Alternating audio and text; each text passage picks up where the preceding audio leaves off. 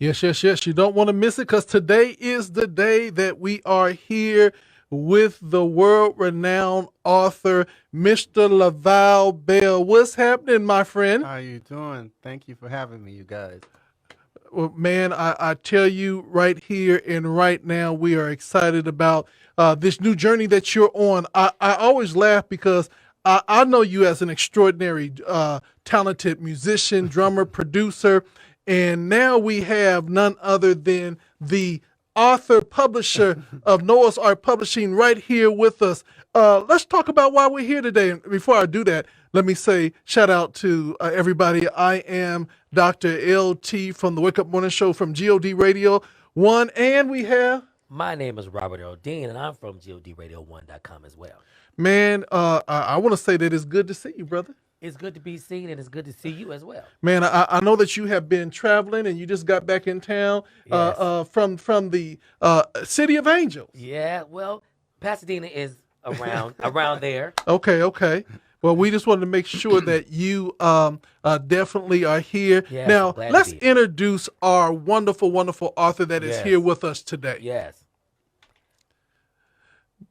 You're not going to introduce? Oh, I thought for ladies and gentlemen, Yeah. this gentleman is not a stranger to many at all. He has been in the entertainment industry and music industry for many years, playing for Earth, Wind, and Fire, Chaka Khan, I believe DJ Rogers, and Did all you say those Chaka people. Khan? Chaka Khan.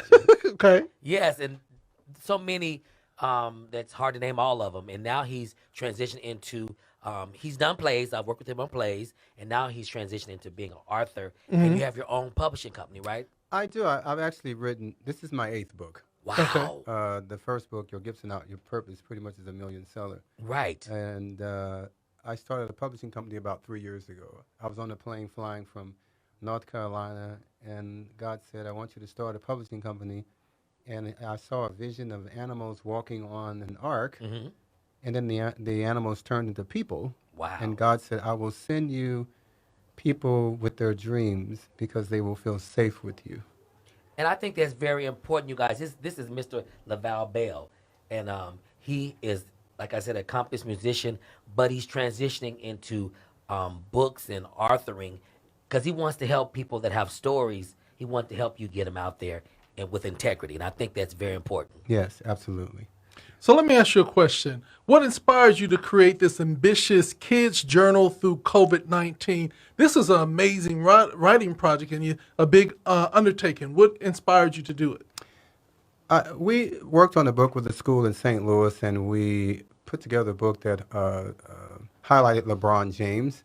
We published that book, my publishing company, and after I did, we partnered with Ben and Jerry's.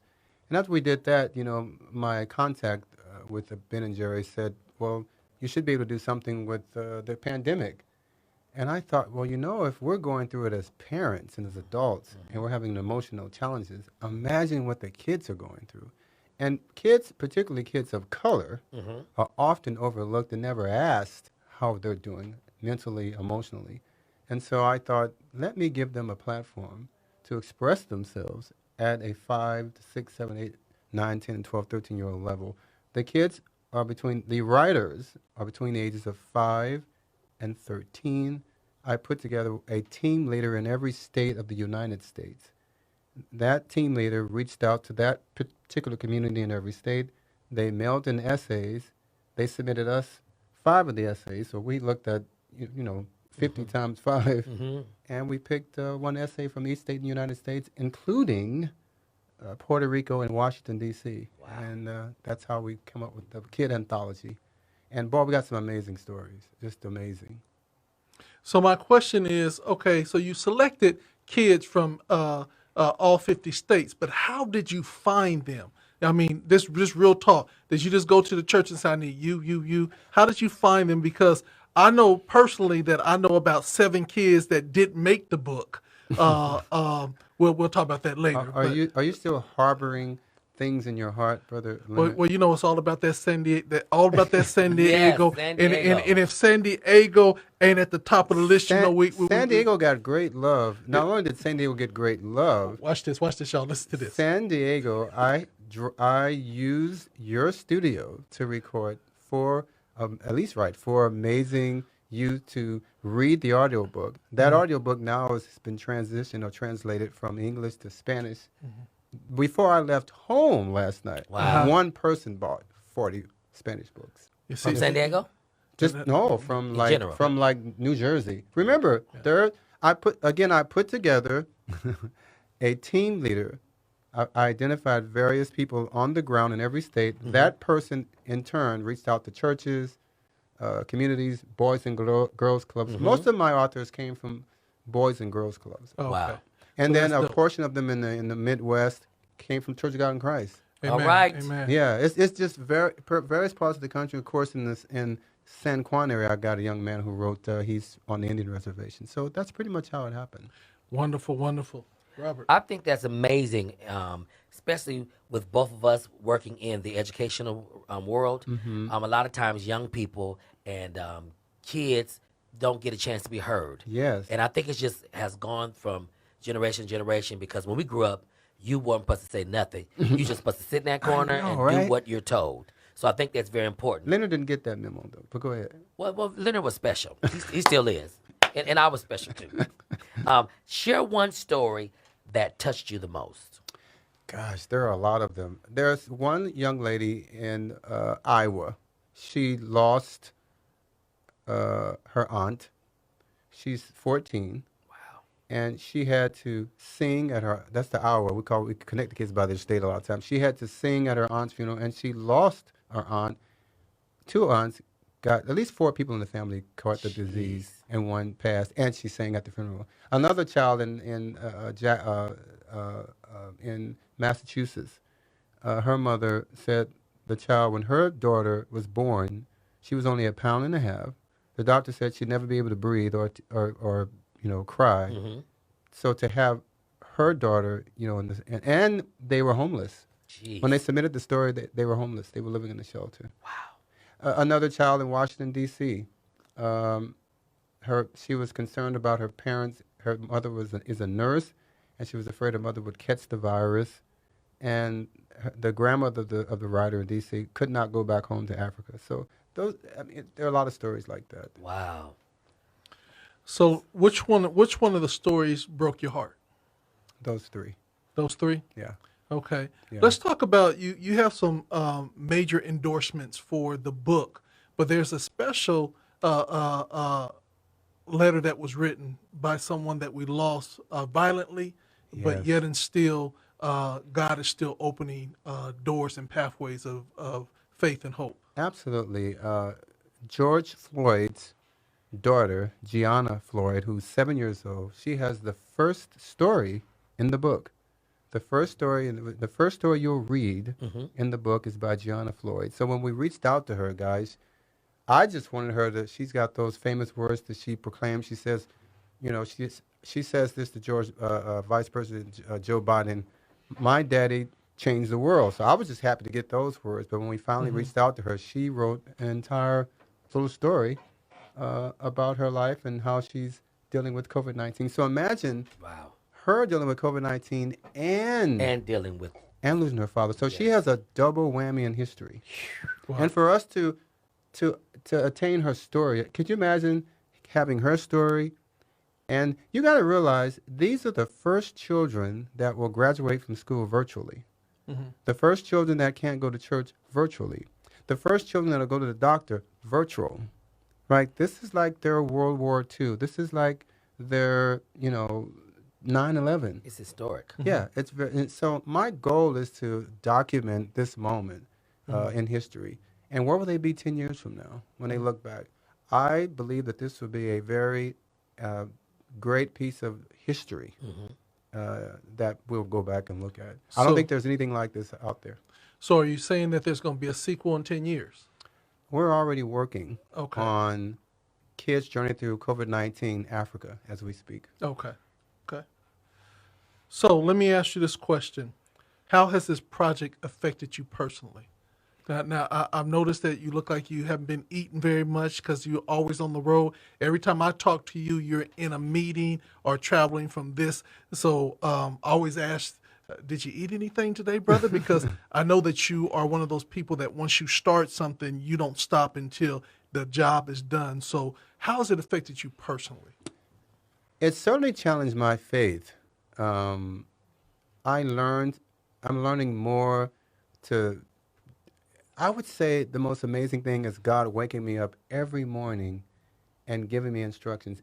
I can say on this project, every aspect of this, even the cover, He's given it to me. I can take no credit for it. Every single day, I wake up and He says, do this. And even coming, doing the book signing here in San Diego, the Lord said, reach out to your friends, at GO1 and with Leonard and you guys. And I'm just being obedient. I think it impacted me more that way of seeing God move in the middle of a pandemic.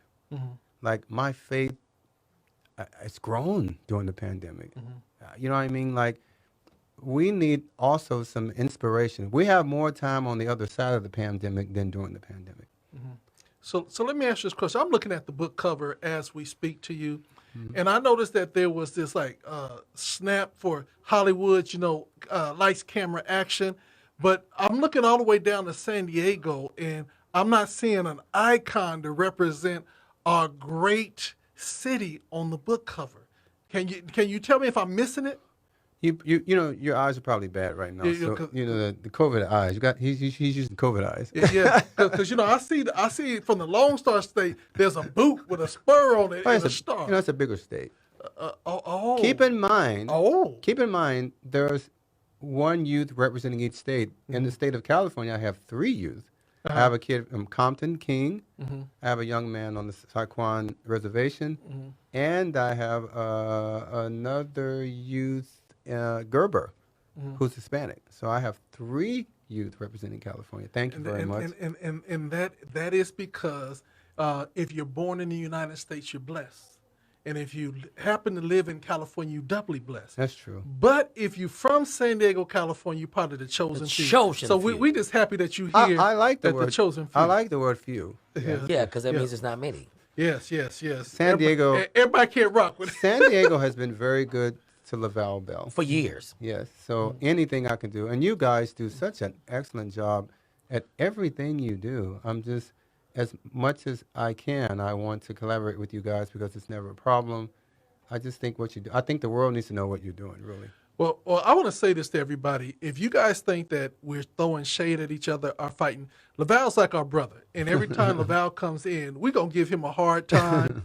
Me and Laval had a fight about if he was going to change for the interview. And I'm like, Brother Laval, don't you be treat me like this, that we at home and we just chilling, put on some clothes and everything like that. But really, the thing that we're so excited about, Laval, is that you keep on doing these innovative projects. You keep on bringing out great literature.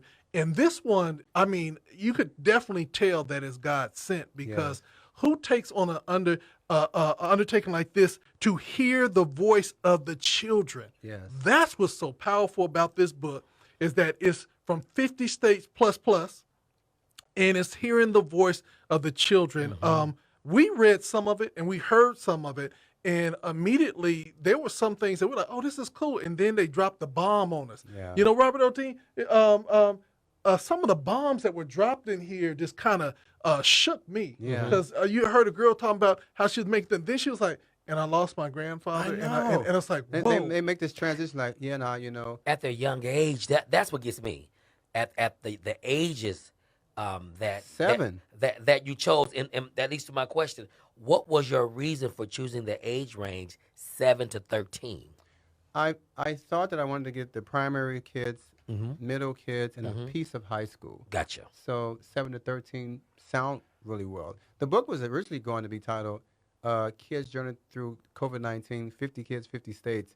I'm like, 50 kids, 50 states. It's nothing exciting about that. And then one day, again, the Lord woke me up, and then He said, like, dummy, United, they speak, show a map of the United States. I literally fell out the bed. So that's how I got that state and 50 kids, united, the United States, united, we speak, united, the kids speak. And that was the missing part. So I want to just talk about the process, because not only do you have a hard copy book, but you also did it in audio form, and it's available on Amazon. Where is it all available at right now?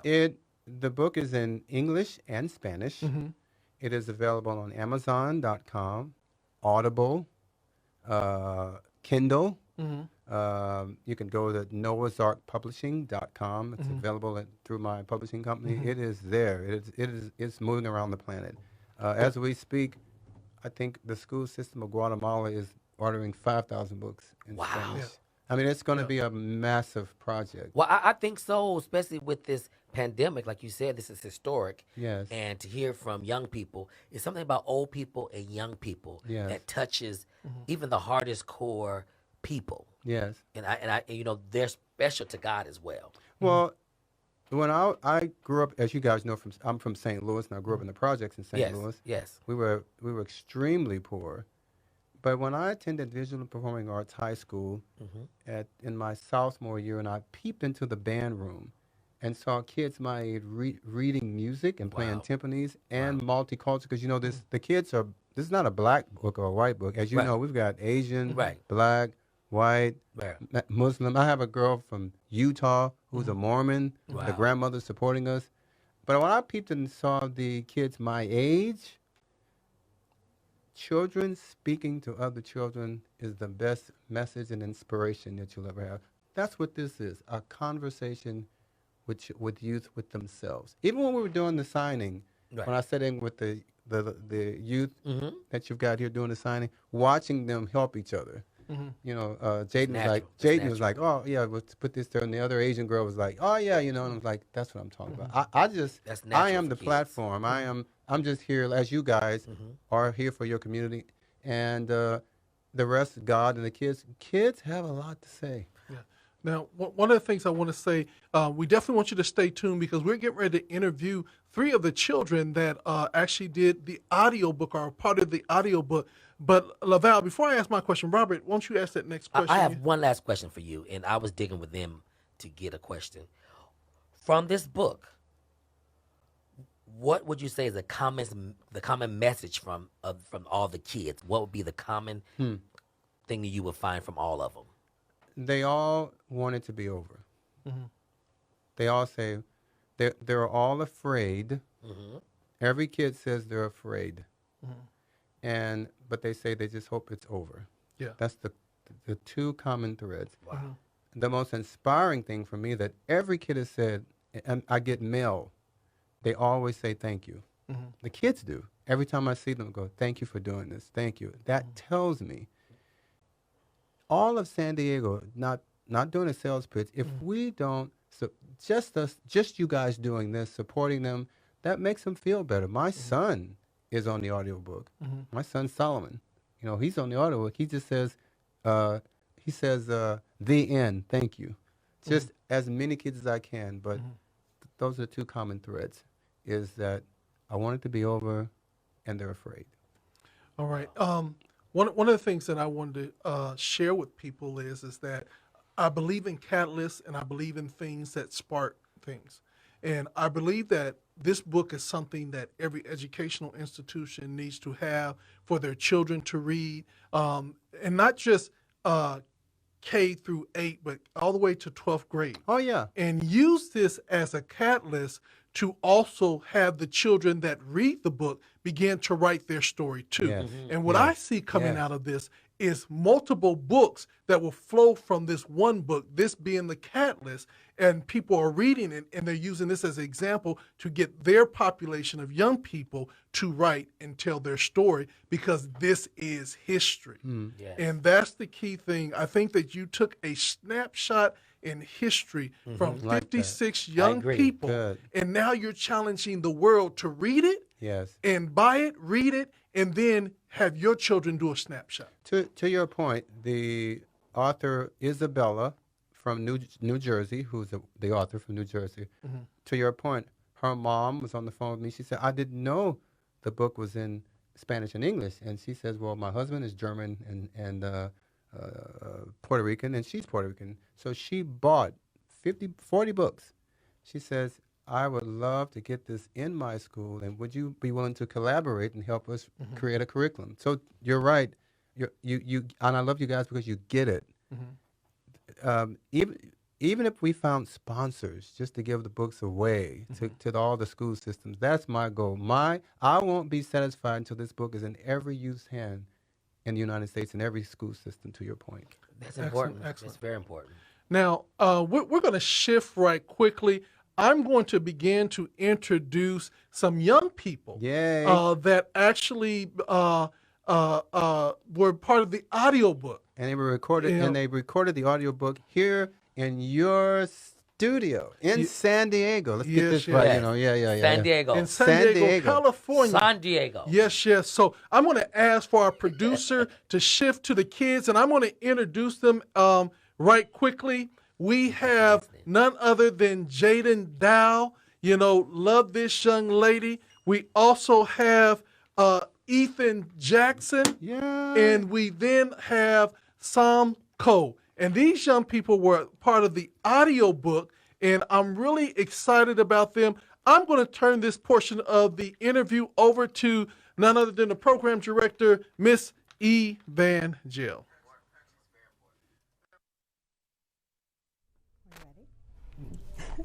Thank you so much for joining us for Kids Journal Through COVID-19 United Kids Speak book signing. I have the opportunity of being in this part of the interview where you will have an opportunity to meet some of the students that contributed to the audio portion of the book, and I do want to show you what it looks like. Bam, that's what it looks like there.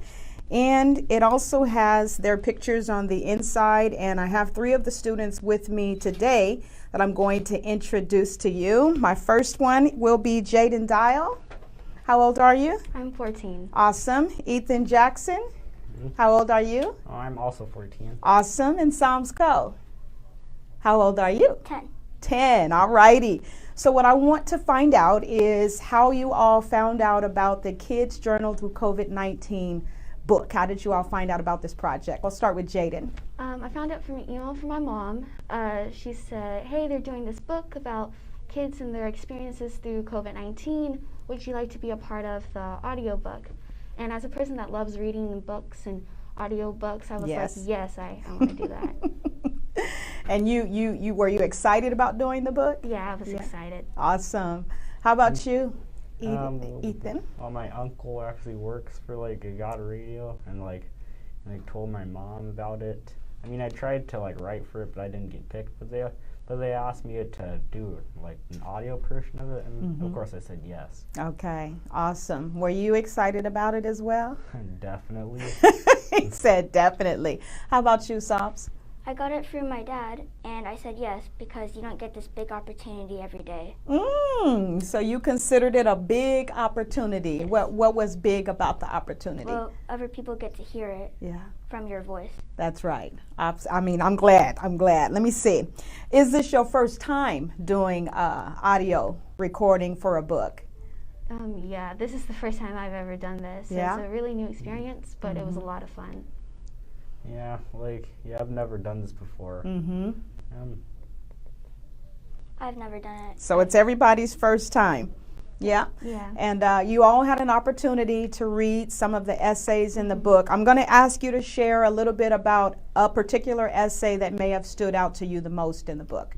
One essay, I can't remember the name, but she talks about how she was pretty active with some sports and the Boys and Girls Club, and when COVID hit, she couldn't do any of that stuff, so it was kind of like, wow, I can't hang out with my friends, or I can't be with my grandparents, so that was a hit for her. But her and her mom figured out a way for helping with schooling, which was something new, like a schedule, and it really helped out, and she felt like her and her mom did a really good job with that. Awesome. Ooh, that's good.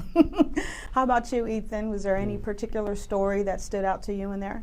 Yeah, I did read this a really cool story. It was actually really funny. Cause they had a bunch of jokes in there. Yeah, tell us about it a little bit. He was saying that he was sad 'cause, there's these things happening at school, like graduation and field trips and stuff, but they all got canceled. And he was very sad about that.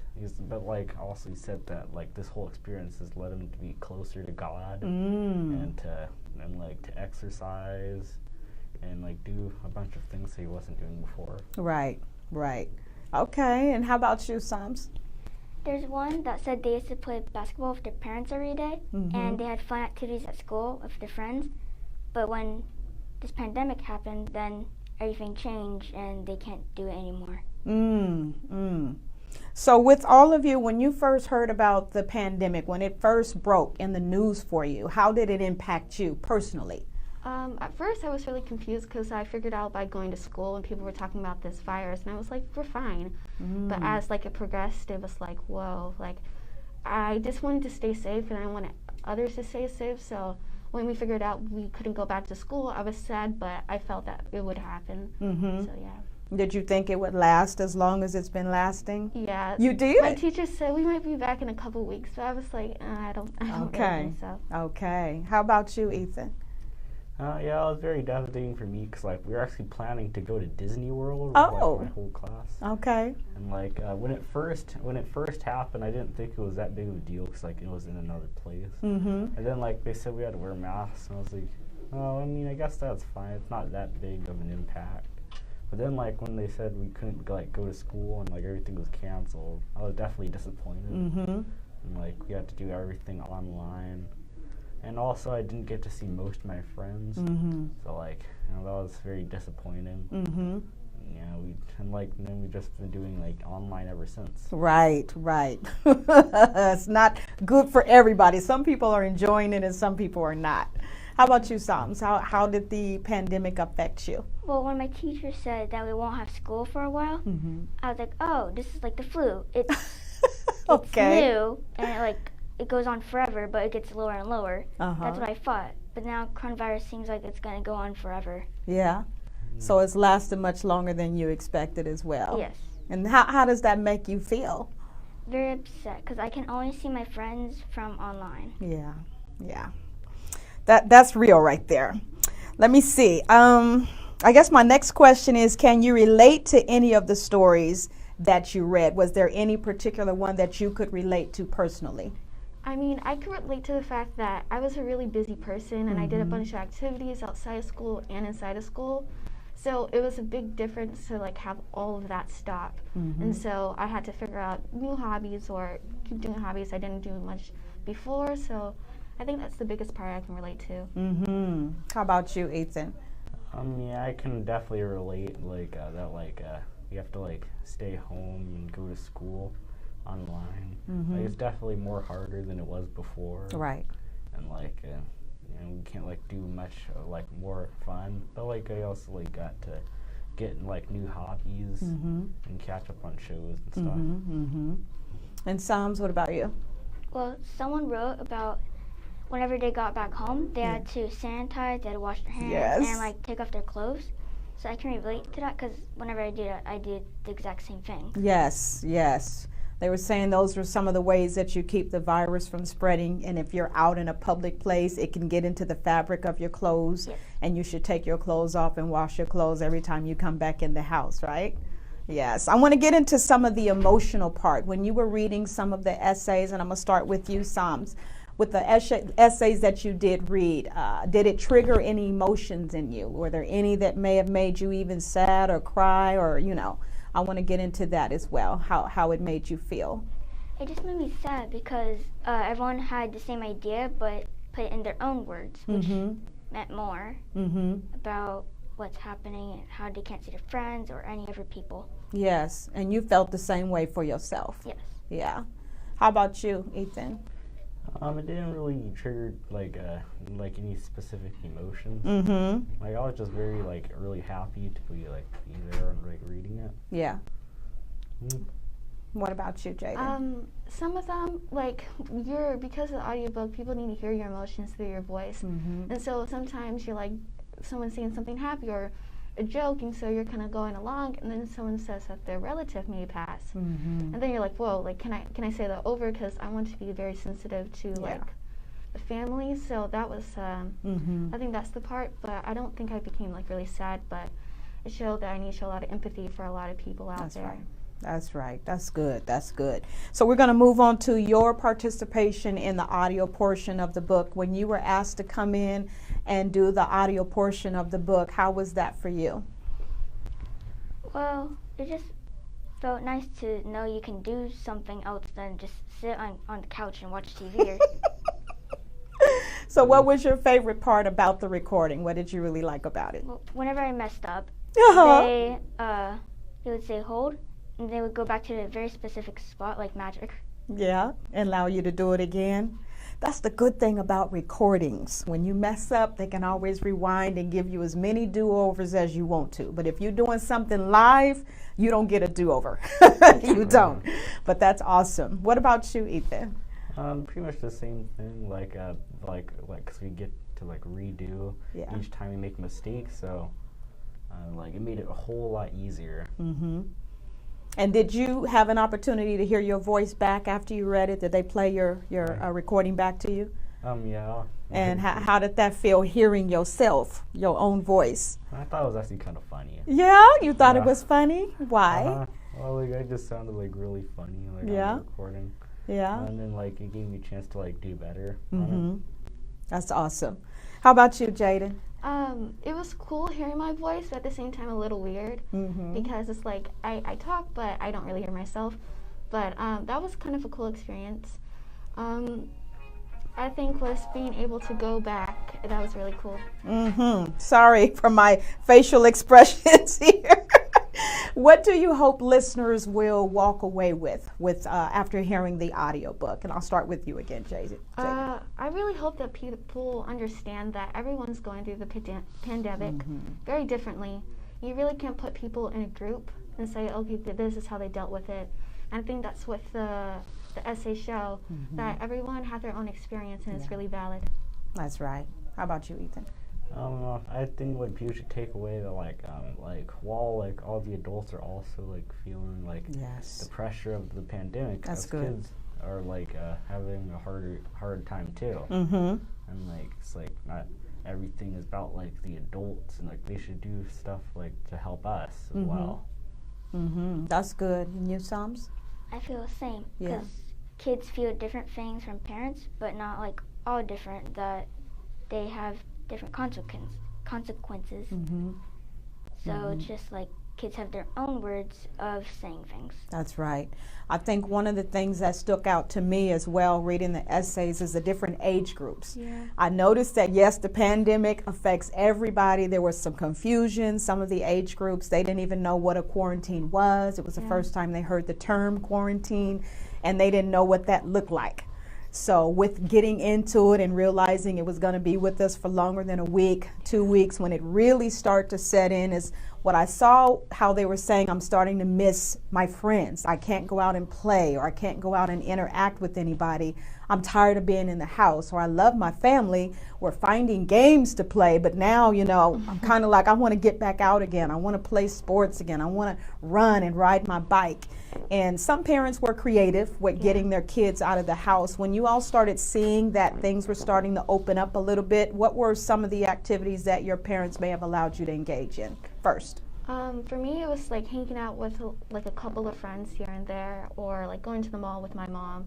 But those are like the something. And did she have you still wearing the mask, telling you to take your hand sanitizer with you? For sure. Honestly, like I'm a very person that I want to be like okay and safe, and so I'm like the one like make sure you wear your mask or telling to my family and stuff like that. Awesome. And what were some of the first things that you were able to do? It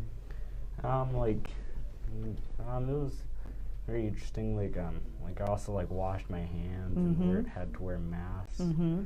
Like there's definitely like we actually got to make our own hand sanitizer. Okay. That was definitely pretty cool. And did you guys have any activity outside of the house once they started to relax the quarantine a little bit and allow businesses and stuff to open up? Did you and your parents go anywhere that you hadn't been in a long time?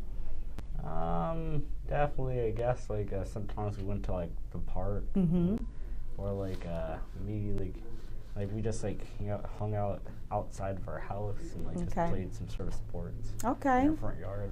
Okay. And how about you, Sums? Well, I now go scootering around the block. Okay. And since we're having build a pool, we can't go in there because it's still construction. Okay. And my brother has these exercise videos for gym class, so I Okay. sometimes do it with him. Awesome, awesome. Well, I do want to thank you all for your role that you have played in the book. And if you could say anything to the people that are going to watch this, and I mean, it could be kids that are watching it, their parents that are watching it, teachers, adults, teenagers, youth, what is something that you want them to know about this book, that you want them to walk away with this book? Okay. I want people to walk away thinking and knowing that everyone is struggling, so it's okay not to feel like you want to do something all the time and feel that you have to do this and that. But it's okay to sit down with your family. It's okay to feel upset because we're all going through this, and I believe we can get through it. Yes, amen. And you, Ethan? Pretty much the same thing, and that like everybody like matters. We should like get past this pandemic so everybody can live better. Okay. And some? I would say if you have to walk away, not many people have this easier as other people, because many people have died and they might have feel the same way. And if you all had to think about one thing about Mr. Laval Belle and his vision behind the book, what would you want him, or what would you want to say to him? He's not in the room with us. He's in the building though, but he's not in the room. What would you want to say to him about your opportunity, the opportunity that was extended to you? I would like to say thank you because this is a really cool project to be part of, and there's so many other kids, so I would like to say thank you. Yeah. And definitely thank you. It's like this could be like a very big step in our lives, like be something very important that we can look back on. That's awesome. How about you, Psalms? Well, like I said earlier, not everyone has this big opportunity every day, so I would like to say thank you and I appreciate it. Awesome. And I got one more statement that I all want you to speak to as well. The students who are not here today, but they did have their essays make it into the book, and even those that made it into the audiobook that couldn't be with us today. If you could see those students face to face, what would you want to say to them about what they wrote about? I'll start with you, Psalms. I would say thank you for writing about what has happened to you, and that is in a book or audiobook. Okay. Awesome. Ethan? I would just say like that you guys are really good writers, and that you guys are very important, and I hope you guys have a good future. Awesome. Awesome. And Jayden? I like to say that we hear you and we hear all your stories, and these kids are really great writers, and I hope they really keep it up so I can see their work in the future. Awesome, awesome. Well, this is going to conclude my opportunity to interview the contributing authors of the audiobook. And again, I'm encouraging you, you can get a hard copy of the book. You can pre-order it on goldradio1.com. You can also get the audio copy, and it does have the authors here that you had an opportunity to hear from. Their pictures are all in the book. And of course, you can order it online. And if you live here in San Diego, you can get it in person. The goal is to get you down here to support it, to also get them to autograph the book. But if you're not local and you don't live here, you can also go online and just order it. I'm pretty sure the Kids Journal Through COVID-19 is going to actually be going on the road with this book and probably appearing in a state or a city near you. So if it is, I'm encouraging you to go ahead and pre-order your copy, get a hard copy, and get the audio copy. They're both only $10 each. And then look for a tour, because I'm pretty sure Mr. Laval Belle is going to hit the road with this work, and he's going to be coming to a city or a state near you, and you'll have an opportunity to get your book signed then. So again, I want to thank all of you. Thank you so much for sharing your feelings and your thoughts and just being as transparent as you are. I mean, you two are 14 and then you're 10. Yes. Thank you so much. And thank you to Mr. Laval Belle and all of the contributing authors in the audio portion of the book as well as the hard copy portion of the book. We all want to remain prayerful that this pandemic won't be among us too many more months or too many more days. We don't know exactly how much longer we're going to be going through this. But the main thing is doing your part, wearing a mask, because it has been proven and shown that it does slow the spread. That's the smallest thing that you can do to help so many people that are suffering and still dying from the virus, is just wearing a mask and continuing to wash your hands and sanitize your hands and being mindful of other people's personal space. Not everybody wants to be hugged. Not everybody wants to shake your hand, so you could do a elbow bump or a fist bump, but respect the space of others, and let's just remain prayerful until we actually turn the corner and we're no longer in this pandemic anymore. So thank you all so much, and you know what? Godspeed and God's blessings upon you. Well, that was an outstanding interview with Evangel and the three voiceover people, young people that let their voice be heard as a part of this great book. So, Laval, I just heard some new news. I heard that there's going to be a tour. Absolutely. Your wife is prophetic. We are definitely going to be doing a tour. Certainly, we're going to be doing dates in the next 3 weeks. We're going to be in Arizona, but certainly starting February, the weather will probably hold us up. But certainly, we're going to be definitely doing a tour, particularly starting in Black History Month in the month of February. But there will be, if they go to our website, you can see dates. The dates will be on our website. Book signings around the country. That is absolutely correct. Well, I'm going to ask Robert Earl Dean if he'll just hold up the product in front of the camera so that they'll be able to see it. It's beautiful. Yes. Beautiful. It's going to be outstanding. And look at this. Come prepared. It is an audio CD as well as a hard book. It is well done. And we appreciate, Laval, all that you have been doing. Thank you. So any last words? No, I just would certainly encourage everyone to please go. And the book is available in English and in Spanish. And to go and just share one with your neighborhood, your church. I would anticipate every organization, Girls and Boys Clubs, the Boy Scouts, just purchase a book and give it to someone. And it's available on Amazon.com, Audible, Kindle. And you can always go to my website, NoahsArkPublishing.com. NoahsArkPublishing.com. Well, there you all have it. To all of the wonderful people that have been supporting this journey in this book. Mr. Laval Belle, who is a publisher extraordinaire, a musician extraordinaire, and just a darn good guy. You know what I'm saying? We just thank God for him. We thank God for his team. Shout out to Sharon and Carolyn for all the work they do. You have any shout outs you want to give to your team? I do, but I just want to thank all of them. Stephanie, Keisha Henderson. If I start shouting out, I'll get in trouble. Well, what about the brother who actually mixed and put the whole audiobook together? Who? George Dumb. There you go. You go. George. But I want to again thank you guys for just supporting me. You guys, you did an excellent job. Excellent. Well, we had a great time doing it. We thank you for including the Chosen City in this project, San Diego, California. We just appreciate all that you do. You know, we're going to just end off this whole interview with a little bit of jazz. Robert Earl Dean, do you have any final words? I just think it's a wonderful idea, and I know it came from God because this is bigger than Laval. Yes. And I lost a dear friend who was a social worker for the city of San Diego, and I think the black social workers and all the social workers should get this book in remembrance of Rhonda Felder. And so if you're listening out there, let's support this endeavor because it's real, and we all will be touched by it in some kind of way. Wonderful. Final words from me will be that we want you to get actively involved. Go to Amazon and get this wonderful book and audio CD, Kids Journal Through COVID-19, United Kids Speak. It's so important to hear out of the mouth of babes, and how what God is going to do through this book.